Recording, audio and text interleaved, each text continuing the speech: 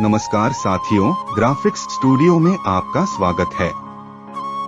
श्रीमद् भगवत गीता के पास आपके हर प्रश्न का उत्तर है।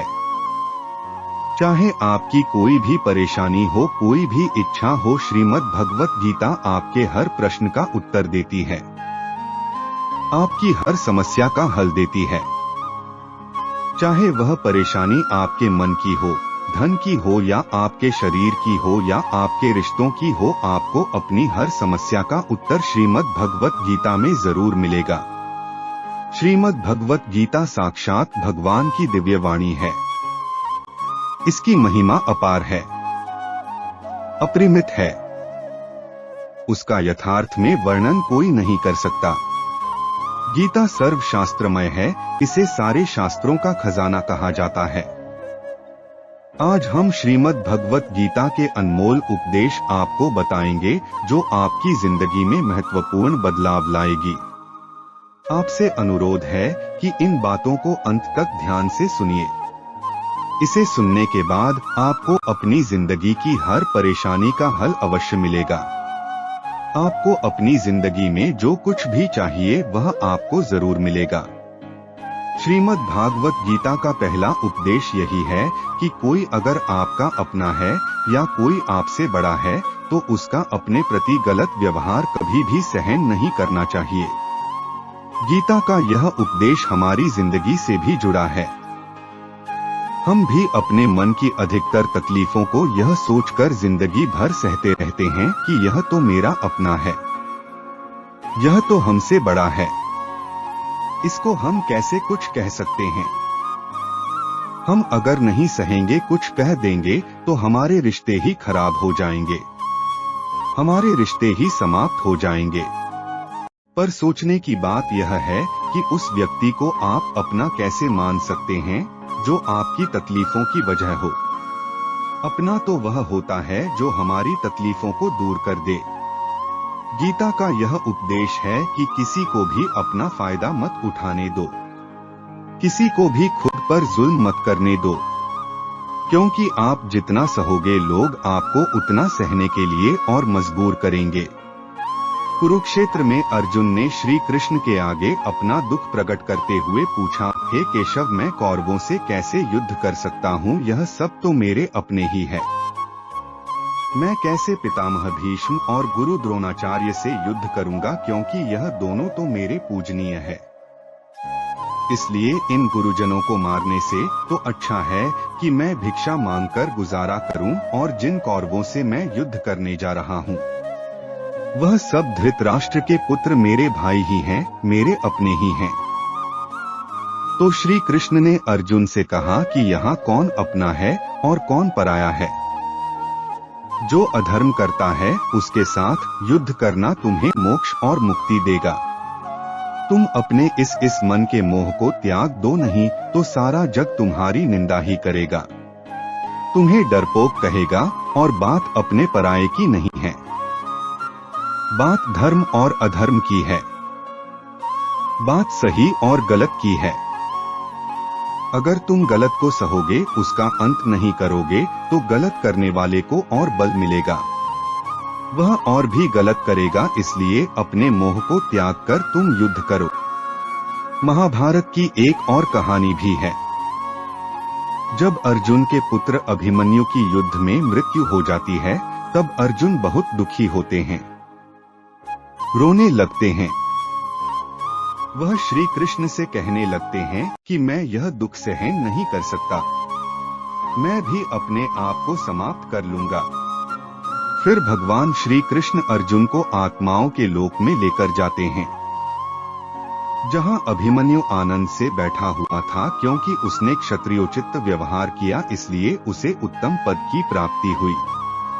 जब अर्जुन अपने पुत्र अभिमन्यु के पास रोते रोते पहुंचा, अर्जुन अपने पुत्र को देखकर बहुत प्रसन्न हुए, उसे गले से लगाकर कहने लगे कि पुत्र, मैं तेरे बिना तो जी ही नहीं सकता, मैंने तो अपने जीवन की आशा का ही त्याग कर दिया है। तो अभिमन्यु कहने लगा कि आप कौन है? अर्जुन बोले, मैं तेरा पिता हूँ और तू मेरा पुत्र है, अभिमन्यु। तब अभिमन्यु कहने लगा कि कौन पिता? कौन पुत्र मेरे हजारों जन्म हुए हैं। किसी जन्म में आप मेरे पिता बनते हैं और किसी जन्म में मैं आपका पिता बनता हूँ। आत्मा का ना तो कोई माता होता है और ना कोई पिता होता है। जब अर्जुन ने देखा मेरा पुत्र मुझे पहचान भी नहीं रहा तो उसका सारा मोह ही खत्म हो गया। इसलिए गीता के उपदेश को ठीक से समझ लो कि यहाँ कोई अपना पराया नहीं है। जो बुरे वक्त में तकलीफ के वक्त में तुम्हारा साथ दे सिर्फ वही हमारा अपना है, बाकी सब पराये हैं।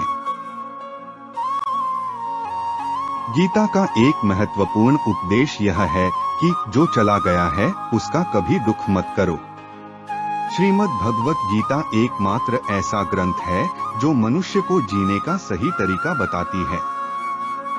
गीता जीवन में धर्म, कर्म और प्रेम का पाठ पढ़ाती है।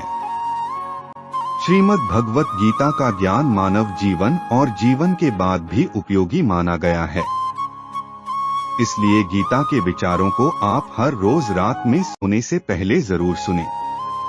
दीपक का जीवन इसलिए वंदनीय नहीं है कि वह जलता है, बल्कि इसलिए वंदनीय है कि वह दूसरों के लिए जलता है, दूसरों से नहीं जलता। हमारी आस्था की परीक्षा तब होती है जब हम जो चाहे वह हमको नहीं मिले और फिर भी हमारे दिल से प्रभु के लिए शुक्रिया ही निकले। अगर सही मायने में आप अपना जीवन बदलना चाहते हो तो सबसे पहले आपको अपना मन बदलने के लिए तैयार रहना पड़ेगा, क्योंकि जैसा आपका मन रहेगा वैसे ही आपके विचार होंगे और जैसे आपके विचार होंगे वैसे ही आपका जीवन होगा।